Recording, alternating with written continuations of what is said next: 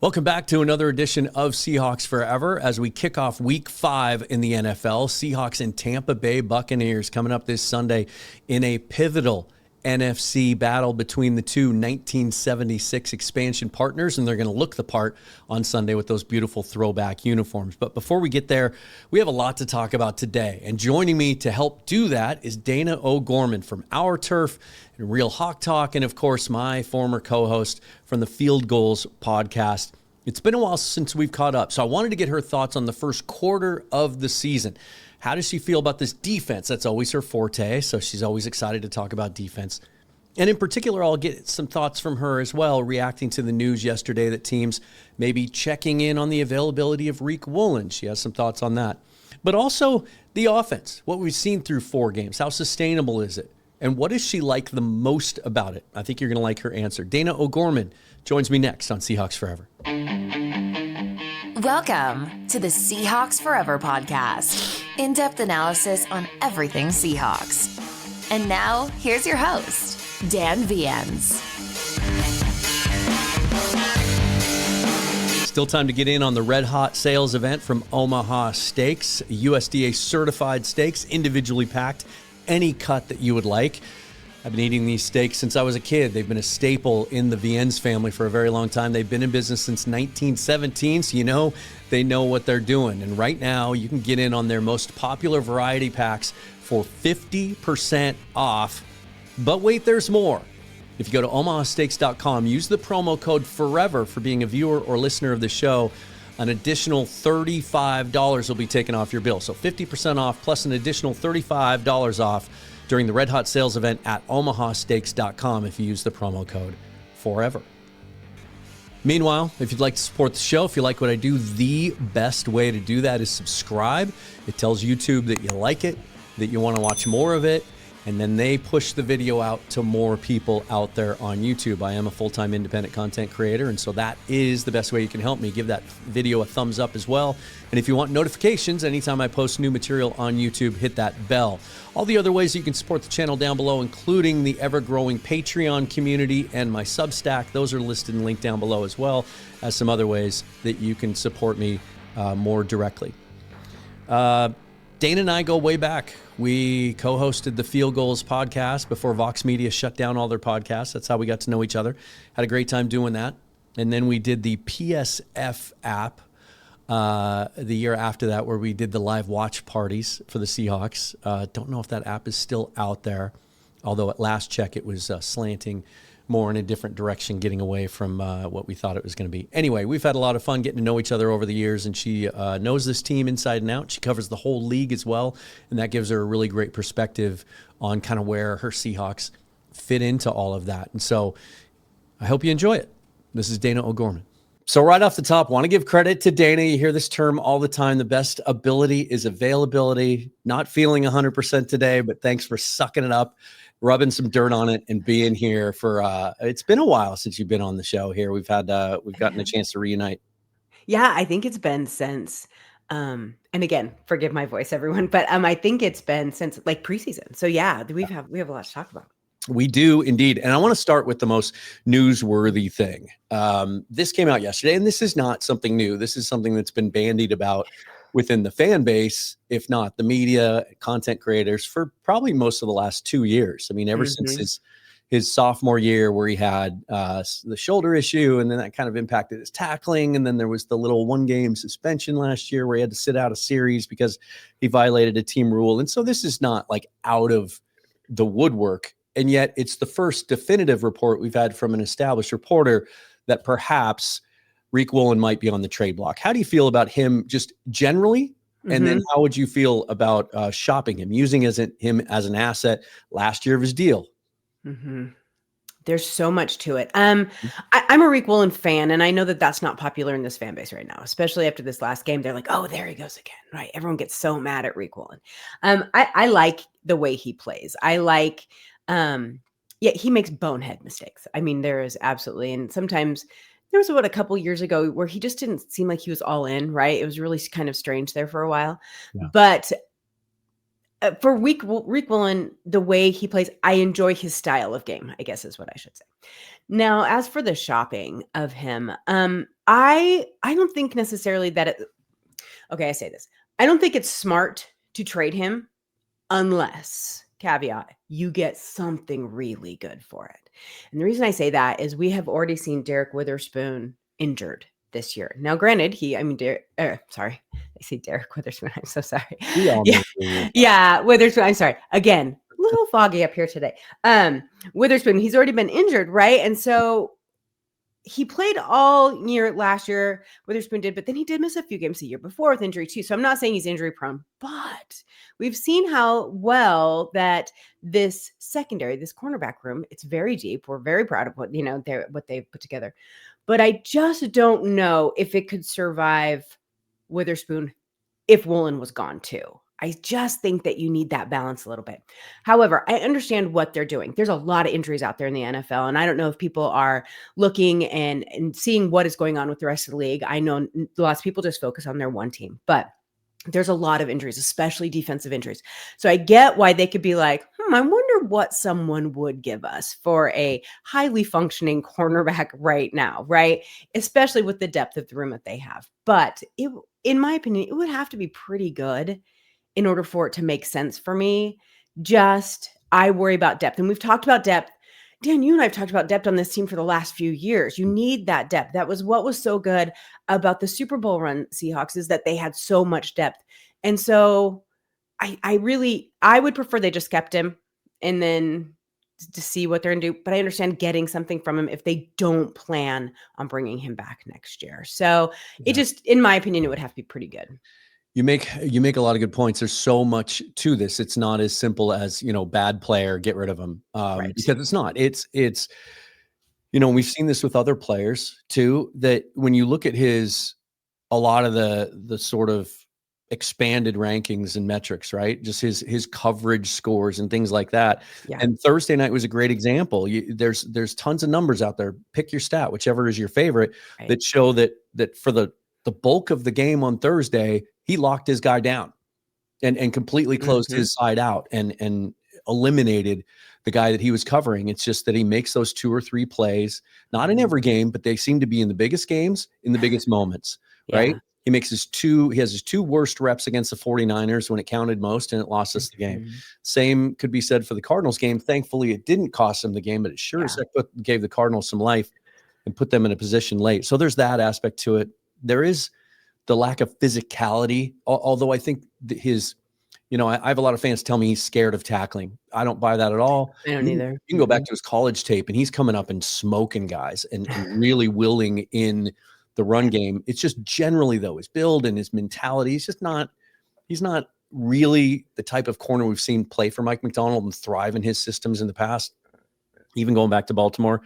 Then there's the contractual part of it. It's the last year of his deal. I don't think he's the classic case of a player that if he hits the open market, he's getting $80 million. Yeah. Someone's going to pay for that length and that speed and that upside. Someone would, yeah. And think we'll coach those plays out of him. We'll take the good with the bad. He's going to get paid. So they're not going to do that. Riq Woolen's not on this roster in 2026. I believe that. Yeah. And so then you get into, okay, how much can we get for him now? But I agree with you. I think the best point you made is I think there's a common mistake that fans make, that if their starters are okay, we're okay. Okay. Witherspoon's back now. Job's playing great. We love what we see from Kendrick. We're good. Well, what if Josh Jobe rolls his ankle, right? Now you're going with Shaq Griffin. You feel good about that. Now you're going with Nehemiah Pritchett. You feel okay about that. Right. Shamar Jean-Charles from the practice squad. So I do think that there's an opportunity here, maybe closer to the trade deadline, if someone offers something of value for a guy that's not going to be on the roster a year from now. I do think, too, one way to look at it is 2 points for what you said. But first of all, what is the goal for this year for the Seahawks in the front office's mind, right? So what is the goal? Is it the more they watch? I'm sorry, go ahead. I think here's the goal right here. I think they want to win this division. They do. And that's like an obvious goal. But let's go a little bit further. Let's say they go ahead and they're looking at the way the rest of the league is lining up. And all of a sudden, the NFC is starting to look a little questionable in some areas, right? Like there could be an opportunity to do well in the playoffs. So are they looking at it's not a win now mentality. I don't want people to think that. It's more of a how far can we get this year? Okay, so if their goal is to win the division, they could probably do that without Woolen, right? They probably could. I don't know. The Rams look awfully good to it. So they could, it's possible. Do they want to go further into playoffs? Obviously, I would assume the answer is yes, but how realistically do they think that is going to be? You might need Woolen on the field in order to get that far, right? Especially if injuries pop up, especially if things and of course, everything looks shiny on paper, but at the same time, there's some logic to it of if we get an injury bug, like some of these other teams, oh my God, look at Tampa Bay, we play them next week. And they had 6 injuries in the game. And so it was like, if they're wanting some insurance for that, if they don't get a good enough trade, keep him and use him as you can. It seems that he really wants to stay. The other thing that I thought was really interesting is what you said, is that people don't look like he's strong. He's not a strong tackler, that sort of thing. I know that Witherspoon is coming back. Devin is coming back from an injury. But both of our corners are built the same. They're long, they're lanky, they're not beefy. And honestly, I saw Witherspoon try and tackle this guy. He basically lifted up and couldn't move him. And I'm like, dude, okay, it's Thursday. You're just coming off an injury. I get it. But if you're worried at all about the strength of them, but you love Witherspoon and hate Woolen, you can't. It doesn't make sense. They both are the same type of player in my mind. I mean, they play differently, but they have that. You're not looking for a big, beefy player for your tackling. That looks strange to me, especially in the cornerback position. So I think it all comes down to what they can get for him. Yeah. That has to be it.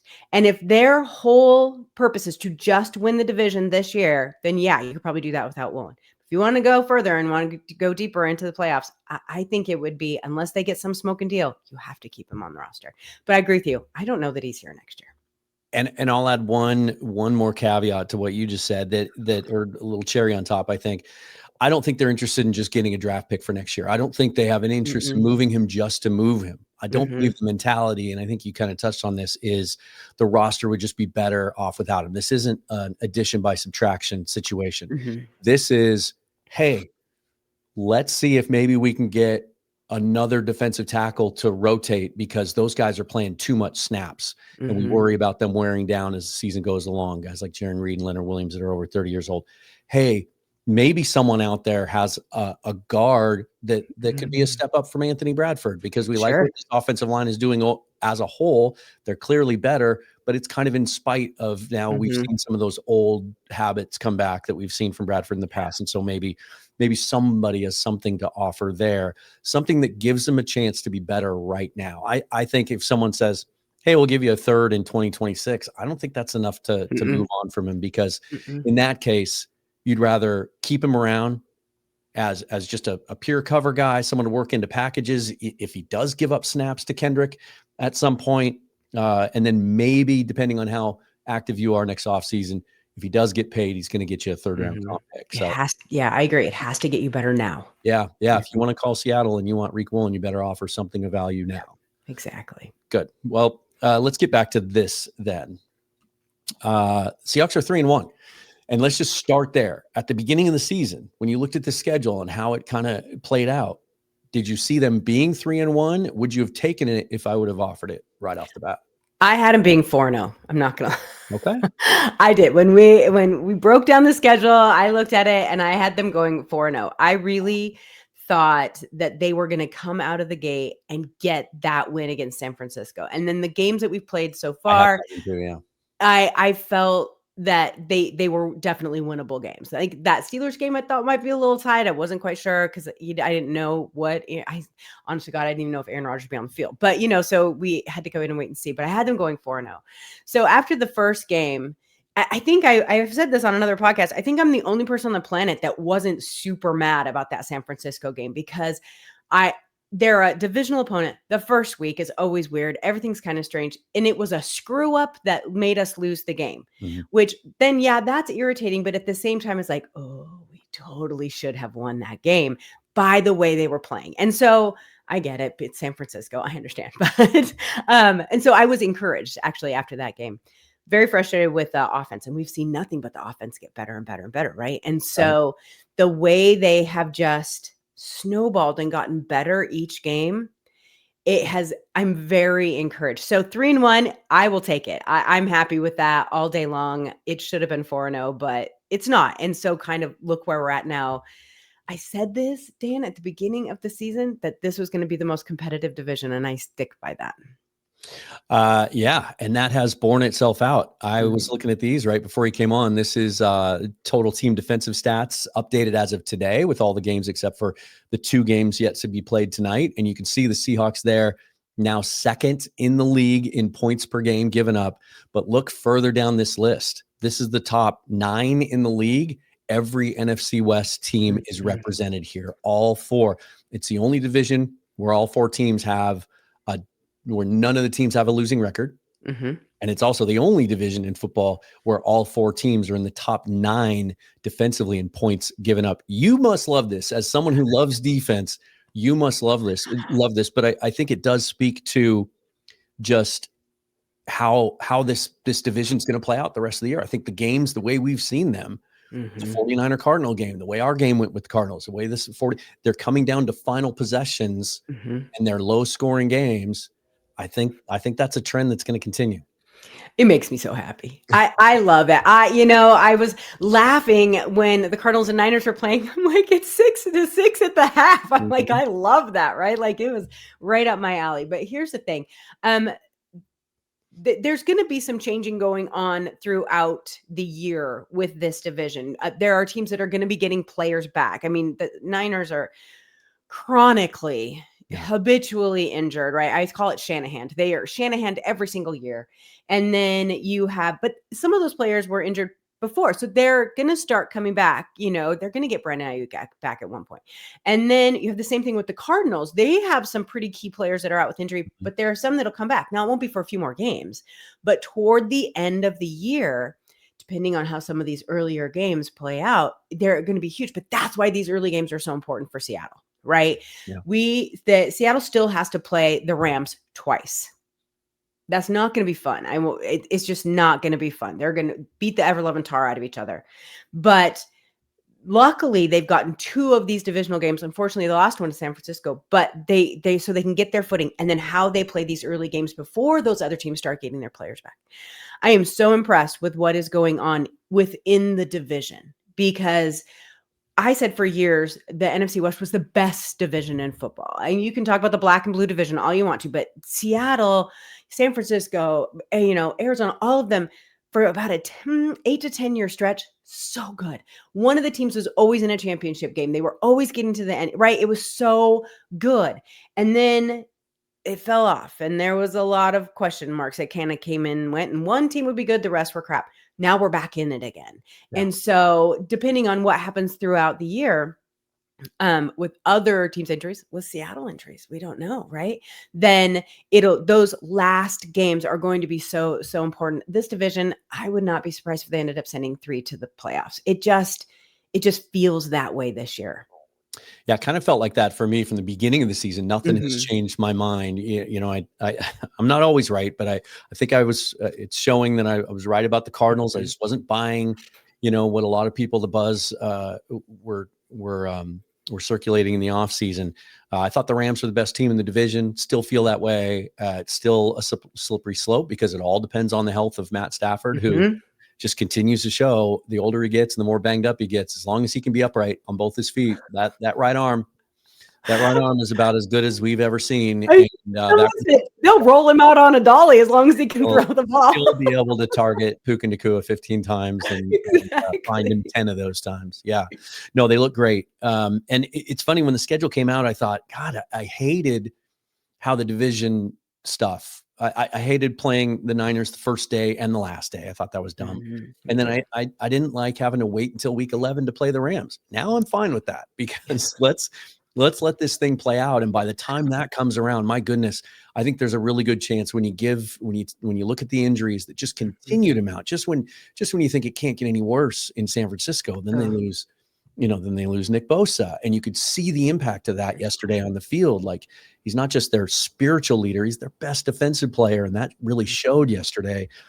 it also showed that their quarterback isn't 100% healthy, and they might have rushed him back a little bit. But my goodness, I think that's going to look, by the time that Rams game comes around the 11th, it might just be last two teams standing and then kind of a fight to the death over the last 7 weeks. Which is kind of sad to me, to be honest with you, because I liked playing a team at full strength just because then if you win, you win, right? There's no excuses for it. But more importantly, I get real proud of this division. And I know that we're supposed to hate every other team in the division because that's the way it works.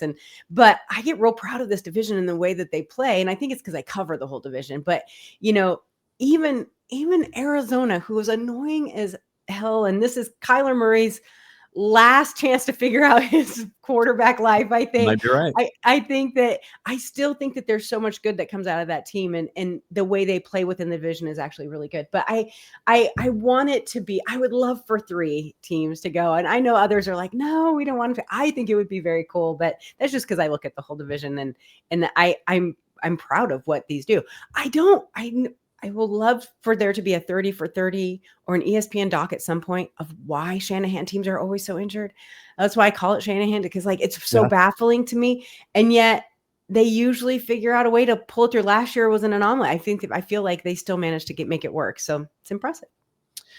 The other thing that I think stands out about this first quarter of the season, I'm still calling it that. I know there's 17 games now. The math doesn't quite work, but it's the only way you can do it. Is that we don't really know from week to week, the first few weeks of the season, who everybody is. Mm-hmm. And we tend to make judgments week to week based on what we see, and it's not really accurate. I heard a lot of this the last few days, even from Seahawks fans, not necessarily, certainly heard it from opposing fans, but even some Seahawks fans. We haven't beat anybody yet, right? We let one get off the hook week 1 against a team that now doesn't look all, that powerful. We blew out a bad Saints team. Pittsburgh was a bad team. I heard that a lot the last couple of weeks as people coping with whether or not that was a quality win. Well, now you look at yesterday, you look at Pittsburgh, what Pittsburgh did to a Vikings team that was the talk of the league the week before. Everybody thought it was a playoff team. So they look better. That Saints team competed against the Cardinals, competed against the 49ers in weeks 1 and 2. Those were 1-score games. Gave the Bills a game into the fourth quarter yesterday in Buffalo. Right? That was wild. Absolutely. Yeah. And so that it doesn't, you can't just dismiss that as, well, you blew out a bad team.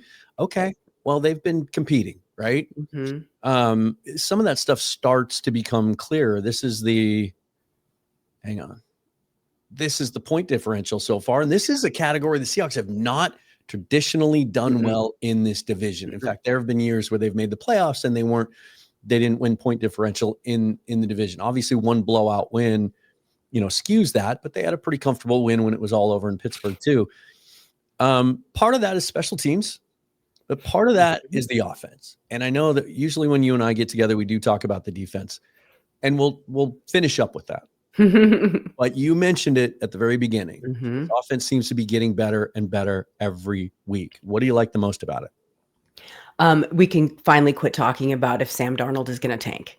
Like that's, I was so tired of that. I am a defense lover, but the offense, there were question marks, right? We weren't sure how the wide receiver room was going to look. We weren't sure how they were going to use Cooper Kupp, how he could be used because he was older, like all of those question marks. DK's gone, Tyler's gone, all this stuff. And there were so many questions. Could they get the run game going? Was K9 going to be K9? Was Charbonnet going to be better than him? I mean, there were so many question marks about the offense, but the biggest one, the cherry on the top of all the questions was, can Sam Darnold continue what he did for the Vikings?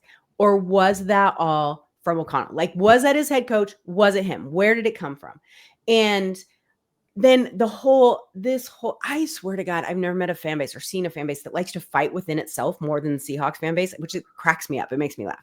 But the whole Geno Sam thing, we can stop talking about that, because Sam Darnold has proven that last year was not an anomaly, that it wasn't all about his head coach, that he is a very good player. Maybe his bad years were his head coach, not his good years, right?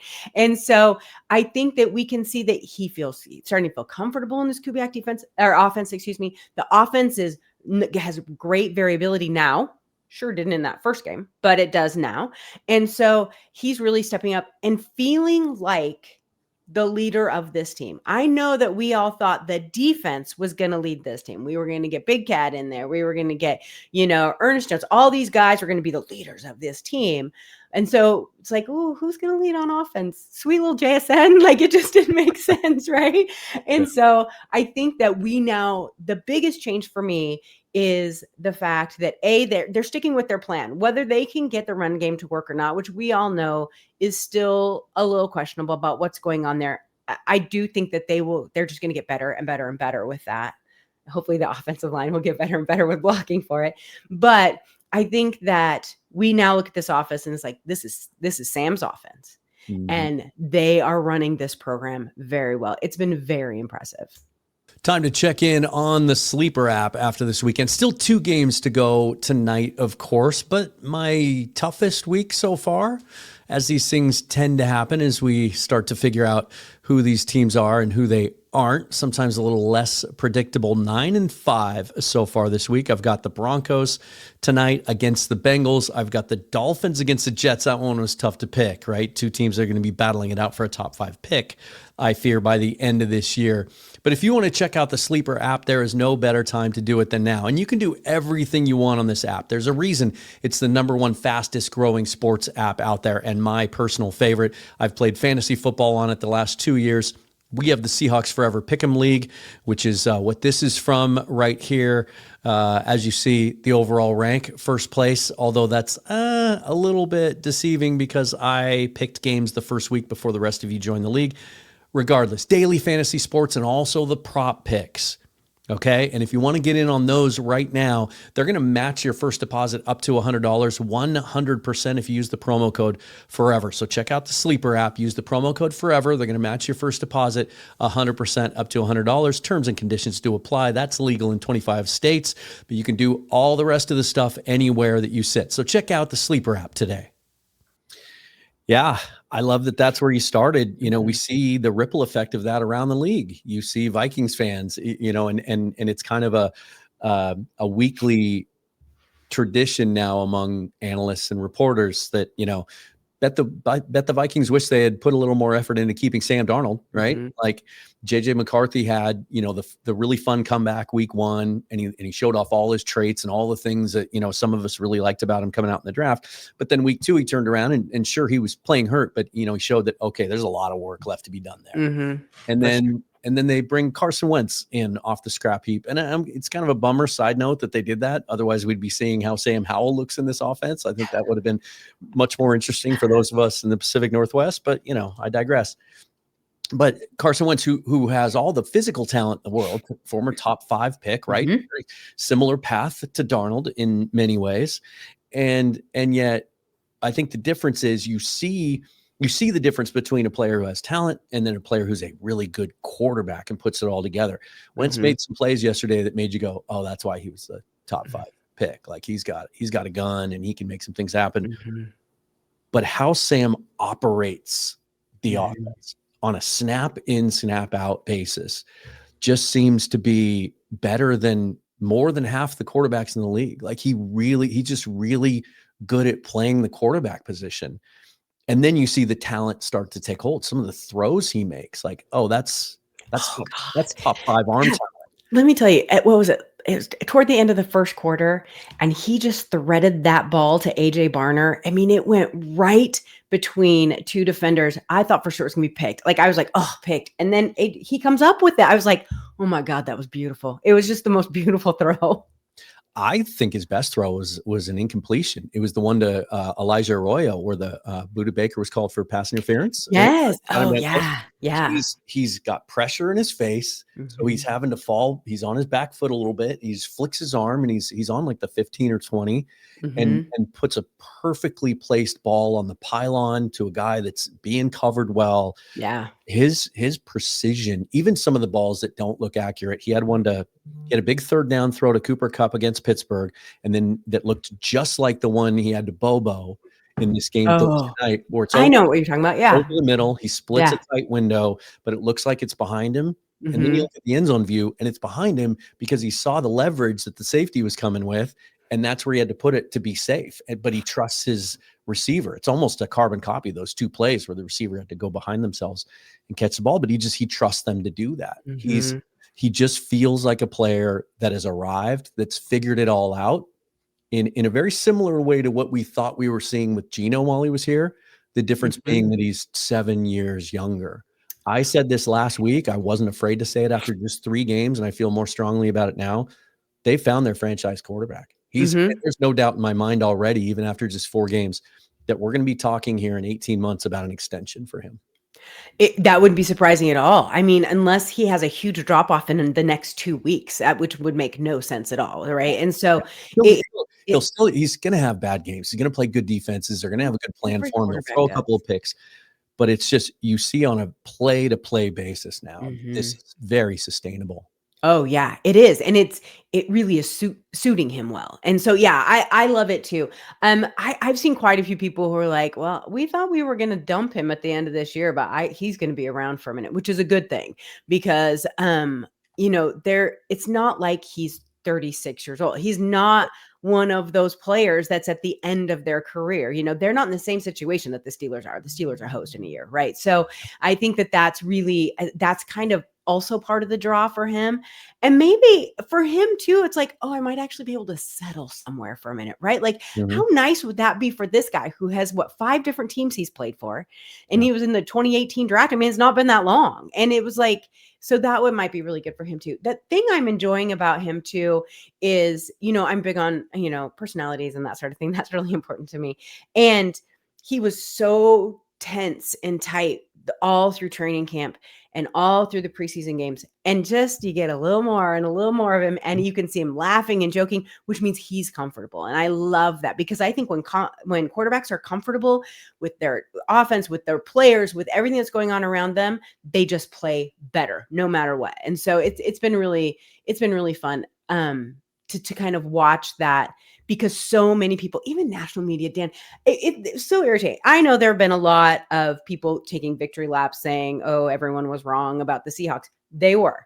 But the national media members who are like, well, I said one time during the first preseason game that Seattle might be okay. And look, I was right. It's like, are you kidding me? They had written them all off. And I love that, especially this offensive side, because I think everyone felt pretty confident, a lot of confidence in the defense. But that offensive side, trying to say now that they knew it all along at the national level, we're like, no, you sure didn't. Yeah. And that's the thing. Most of the people that had the Seahawks finishing 3rd or 4th even in the division, one of the biggest questions was, well, we just don't know if we trust Sam Darnold, which on one level, I get that. But I also feel like if you cover the game full time and you really study it, you should have seen the signs that what Sam Darnold did last year was pretty repeatable and pretty legitimate. And that at minimum, he was going to give you about the same level of quarterback play that you were getting the last 3 years. But there were other aspects of the team that were higher ceiling. Were going to be in place and be good. And I think the biggest mistake that some of those analysts made in the offseason was just not really recognizing how good the defense was going to be, and that it was going to keep you in every game while the offense was kind of growing up in front of our eyes, which is exactly what we're seeing. Right. And they did it so much faster than I thought they would. I thought it would take 6 to 8 games at least for them to really settle in and figure something out. And that could be honestly because I didn't know what to expect from Kubiak. And we had seen what had happened at the beginning of the Saints year. They came out so hot and then just fizzled, right? And so I was a little worried about that. But I think that it's been so much faster than at least and I think some other people thought that it would happen. I have a question for you. Can I ask you a question? Sorry, I'm a host too. So therefore, right? I have to ask a question.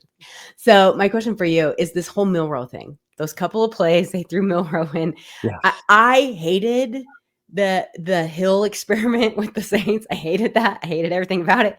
So how do you feel about the way that they used him in those guys? And are they going to stop it now? Because they really need to stop it. Either that or don't make it a run play every single time. It's annoying to me. Yeah. And they say that particular play, and it looks like it was the exact same play that they've brought him out for twice, that there is a throw. It's an RPO, and he has the option to toss it out to Walker. I think at least against San Francisco. I can't remember who was out there on the field with him in the other game. But I was and to some extent still am really excited to see what he can do in some packages.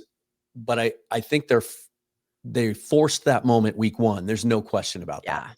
When you're I feel like that was for the new, fans or something. I don't know. It's or weird. just to put it in Robert Saleh's head, maybe to make him have to think about it. I don't know. Or maybe they were intending to set it up for something later, but the offense went so stagnant in the second and third quarter there, they weren't able to get to it. That's the one thing that I was clinging to, was like, there had to be a plan, right? Because your new franchise quarterback comes out, he completes his first ball to JSN.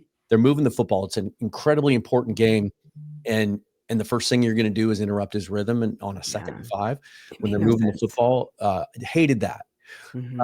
Against the Saints, fine, right? I mean, that game is what it was. I think that for now, put it on ice, because this offense is, as you said, I love everything I'm seeing from it, but it's still just scratching the surface. That run game needs to get more consistent. That passing game, I think we're going to be able to get to some other things and involve some other players, because with each week we're getting a little bit better pass protection. Sam's getting his time to throw just inches up a little bit each week. And you're seeing him get to a second, third read now. And so until we feel so good about that offense, let the game dictate. There might be a game where the offense just isn't working. And so maybe we go to that Milroe package for a drive just to try to change it up and get something going. But until that happens, I say don't even activate him. Have him be the third emergency quarterback, because I think we can use that other roster spot elsewhere, maybe an extra offensive lineman or whatever. I'm still just as high on Milroe's upside as anything. But I already said I think we just found our franchise quarterback, and so I think that Milroe thing is just going to be one of those nice luxuries that you have. A good problem to have, a couple of years down the road. So you mentioned Clint Kubiak, and this has been something, and I still think we suffer as a fan base from PTSD a little bit from like 3 or 4 bad play callers. It's so true. Because, I feel like as a whole, I like everything I've seen since week 1 in his approach and how he calls a game. But we're so hyper focused on the 1 or 2 plays that don't work that there's still some hesitation out there to really accept him. But what do you think overall about the job he's doing as a play caller? I really disliked the first game. It just was off. It was unbalanced, but it was week 1. Week 1 is weird, right? Either you slam dunk it or it's a huge miss. Week 1 is strange. Just like Thursday night football is always a little strange. So, people were mad about what was going on in Thursday night football. I'm like, it's Thursday night football. It's just always kind of weird. But I've been impressed. I feel like there are adjustments made each week to what they've done well and what they need to work on from the previous game, which of course you would hope, but we haven't always seen that, right? Sometimes we would see where it's like, no, we're sticking to the plan no matter what we've seen, and that has not worked out well for us. So I like that. There's all these little adjustments, but they're still sticking to the same scheme. They want to run the ball a lot. They want to do all that. But they're trying to find that balance a little bit more. I think if he can figure out how to get that run game to really explode, this team is going to be stupid good. Like they're going to be even harder to catch, on the point differential than they already are. And yes, the Saints game was different, but you know what I'm saying. So, but I like what I've seen from him. I think that he seems to be someone who is really trying to mold his game to the players that he has on the field and what their strengths are. And once again, we have seen that before. And then the last few, we've just gotten away. It's like, no, this is the plan. Just do it the way I tell you to do it, no matter what. And that just doesn't always seem to work. Maybe it worked for Bill Belichick, but it didn't work for anybody else. Right. So I've been impressed with him. I was a little, the whole offseason, Dan, I told you this. The whole offseason, I was like, we'll see. I don't know. We don't know much about Sam Darnold. I mean, Sam Darnold had a great year, but we'll see. I don't know. Clint Kubiak, he started okay, but then there was a lot of, but it has not taken me very long. And I have a tendency to look at the bright side of things, but it has not taken me long to be just completely in and really be impressed with what the offensive coordinator is doing with this team. There's a couple of things that stand out for me about how he calls games. One is his commitment to the run game is clear. that even when it's not, and I appreciate this so much, even when it's not really working, he sticks with it. Mm-hmm. And not just on first and second down, but he'll run when you're not expecting him to. And then they throw it sometimes in obvious running downs, which is something I've always kind of screamed at the TV screen for our last couple offensive coordinators to do, to be less predictable. Mm-hmm. But the running game against the Saints, right? They came out with that 5-man front and they stuffed it in the first half. And I understand that we had a huge lead, obviously 38-6 at halftime. So you're going to try to run the ball to kill the clock. Sure. They didn't do that. They didn't come out in the second half and just run it all 3 times on every set of downs.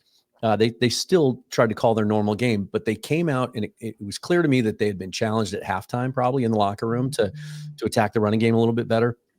Because even though they still had the starters in the third quarter, how hard they ran in that third quarter against the Saints before they pulled guys and shut it all down was impressive to me.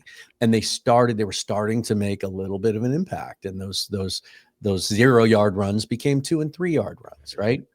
And even in other games, the Pittsburgh game's a good example. So is the Cardinal game, where they're still having the negative plays, and they've got to get rid of those. They're still having the stuffed plays and the -1, the -2s, and they're not all Ken Walker's fault. There were a couple classic Ken Walker bad decisions on Thursday night.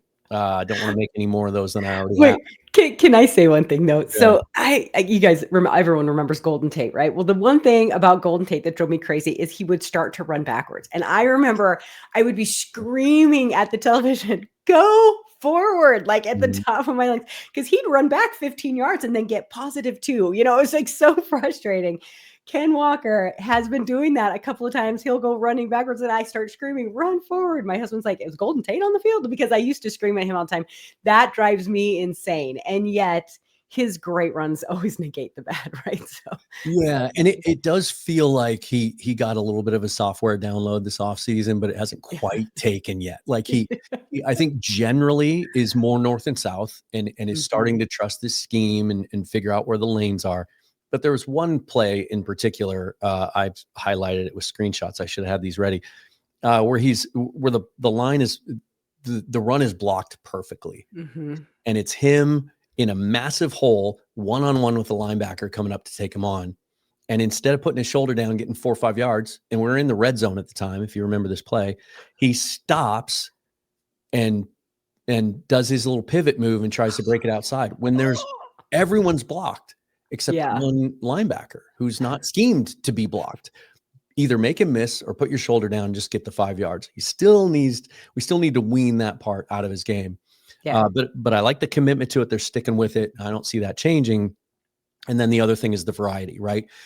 The stuff that we were promised we were going to see from Shane Waldron because he came from the McVay tree that we didn't see, we're now seeing promises fulfilled, which is, we heard Jake Bobo talking about it in the preseason.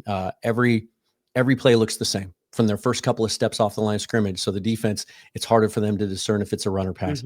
They're throwing out of passing formations and vice versa. They're running the same plays out of different formations. They're running different plays out of the same formations. And they don't get stuck in any grooves. Like you said, if something's not working, there's quick adjustments. We almost don't ever see the same formation twice. Yeah. Under center, it's shotgun, it's 12 personnel, it's 13. It just feels like, and he's going to make mistakes. He's going to make bad judgments. There's going to be calls that we question. There always are. Kyle Shanahan gets questioned on his play calling, for crying out loud. And he's the best in the league, right? But I think we finally have a guy, it feels like to me, that really understands what he's doing.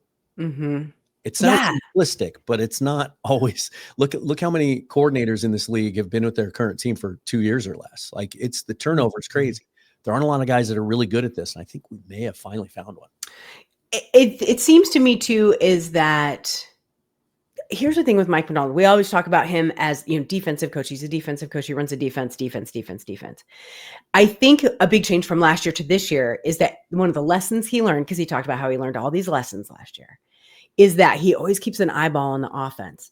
And when things aren't always quite right, his answers about the offense are different this year than they were last year. He's like, well, we're going to look at that ball, where he's like, no, this, that, and the other. I love to see that growth from him. but he's letting Kubiak do his thing at the same time. He's not completely hands off, which is not what a head coach should be. He needs to keep an eye on it. But at the same time, he's like, okay, it's working. Okay, I'm going to let you do your thing this week. Oh, it's still working again. I'm still going to let you do your thing this week, which is kind of nice. I also wonder too, there's a lot of, the coordinators, the, offensive line coordinator, we have all these great football minds there that don't get the attention that head coaches and, offensive and defense coordinators get. But I think like Benton has had a huge impact on all of these things. Like all of these, I think it's just the collective of all of them. It's all working. And as inventive as the defense has become over the last, 2 years, I feel like the offense is becoming as inventive. And how exciting after being, and I'm a Pete lover, but how stagnant Seattle was there for a while. Yeah. And so now it's really exciting for the fan base. And I think there's more to come. Like we've seen little bits of the young guys getting involved, right? We've seen Torrey Horton had touchdowns in back-to-back games, but he hasn't caught more than 3 balls in a game. We saw a little bit of Elijah Arroyo. He was clearly part of the game plan on Thursday night. He had the big catch on the scramble and then almost the touchdown. And we know the talent he has, the mismatch he can be.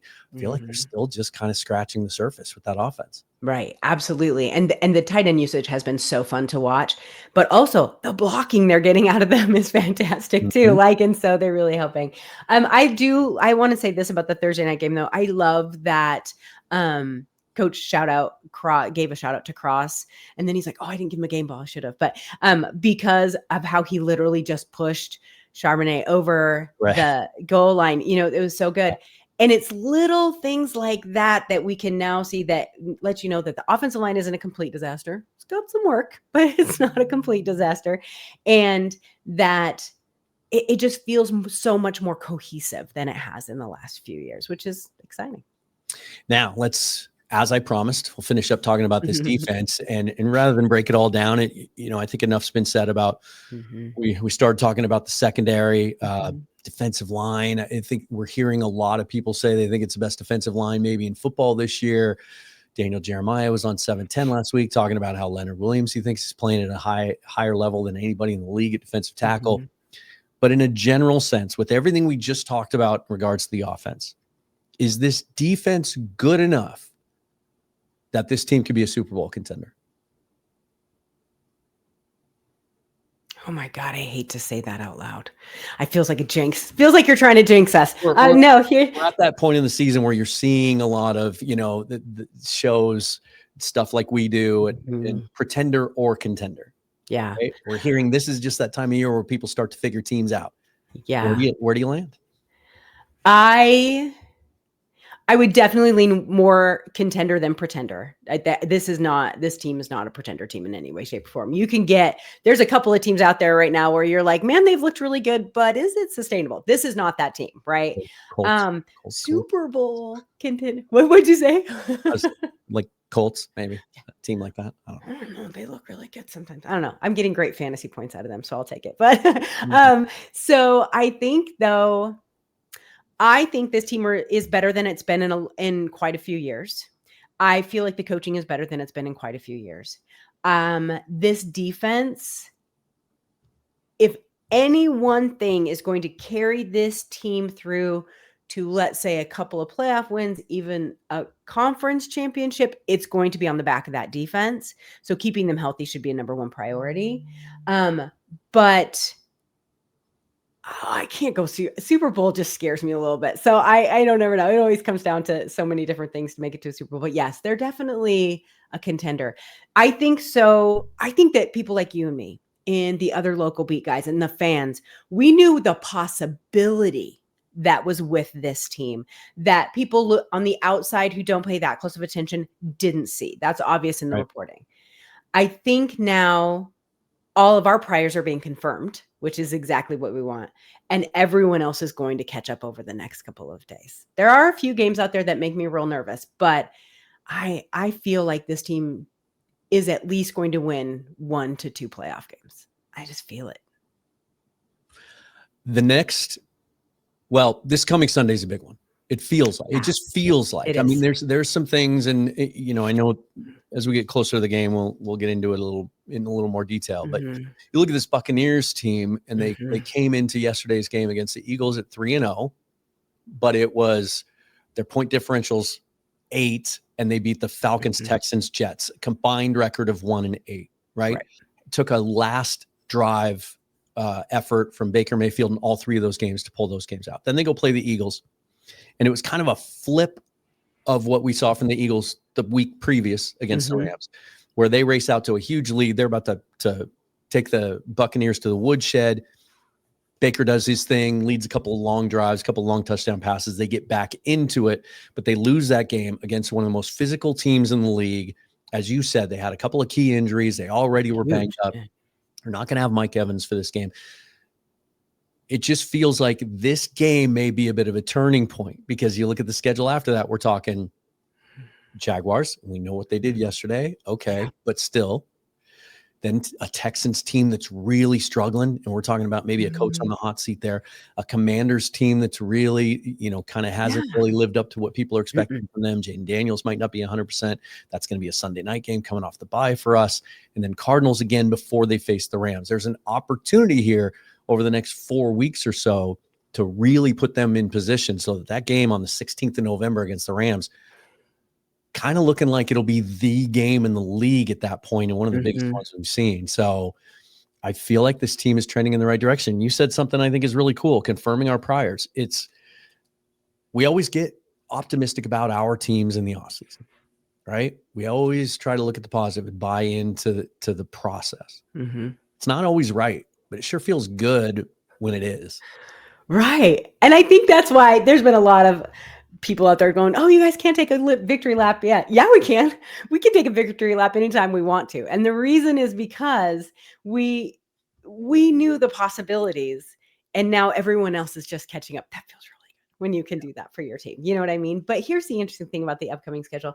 They have to stack those wins. They have to. And the Bucs are a feisty team. They don't give up until that clock is at 0. And so that is something Seattle's going to have to be careful of. We've seen, like, especially Thursday, granted it was Thursday night football.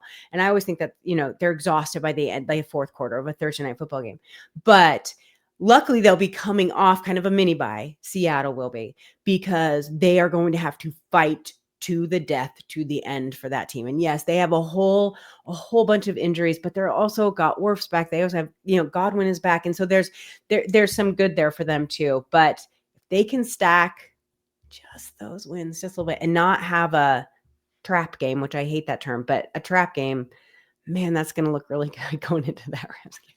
This game Sunday feels like one of those that might get some people on board. That anyone who's thinking, as we said at the top, well, they haven't really beat anybody yet. You can see even the one game they lost, the 49ers, look at them now, kind of a thing. It gives them an opportunity to sort of make up for that misstep week one and beat a team that a lot of people believe is a good quality team. I think it's one of the most interesting games in the league this weekend for a couple of reasons. First of all, it's going to be the most gorgeous game that you're going to see on your television this entire weekend. I know. I love those throwbacks so much. And I'm talking about Tampa Bay. So I know. They're clean too, but that game is going to look absolutely gorgeous. And then also, I just wonder what Carolina Panther fans are going to think when they watch this game, right? The pictures have been circulating a lot about 2 years ago when they had Baker Mayfield, Sam Darnold at the same time. At the same time. Chose neither of them, and then decided to trade up and take Bryce Young over some other, like the number, almost a Cleveland Browns-esque approach to the quarterback situation, who also had Baker Mayfield. And they've gone through how many guys since then? I think it's a really intriguing matchup and the first real big test for this team. And I think if they pass it, that buzz that you hear nationally in those power rankings where they're kind of stuck right in the middle right now, which is just a very safe place to put them. I think that buzz is going to start to grow. I agree. Yeah. And I'm just going to keep enjoying the lamenting of the Ravens fans and of, these other teams that are so sad that they missed out on these guys. I'm just going to enjoy that for a while because we don't know what the rest of the season is going to bring, especially due to injuries possible. And so enjoy it while you can, because it's going to be fun for a while. Yeah. Well, thanks for playing hurt And Thank you. it felt like you warmed up a little bit as you went along, and now you can check The out. tea helped for sure. Take all the cold medicine Yes. and pass out for the rest of the day. That's right. Thanks for sucking it up and joining us here today, Dana. It's always good to have you Yeah. on. It was so fun. Thanks for having me. Always great to have Dana on, and you can check them out and the show that her and the other ladies do every Tuesday night live on our turf. So look into that if you would. Tomorrow, Garrett Greenlee from the Football Analysis channel, one of the biggest and best YouTube channels out there covering the whole league. He's going to join me with his unique insight. We're going to talk about the Seahawks and how they fit into this division, what he thinks about the Rams and the 49ers and Cardinals so far, and how he kind of sees the division race shaking out. So join me tomorrow for that, Garrett Greenlee. And then later in the week, the NFC West mixtape with Rob Guerrera and myself.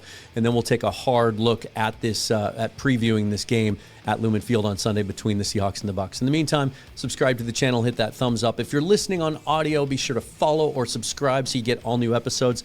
And leave a rating or a review if you like what I see. It really helps get the podcast out to more people as well. In the meantime, follow me on Twitter at Seahawks Forever. It's where I post everything that I do. Until tomorrow, forever and always, go Hawks. Thanks for watching, you guys.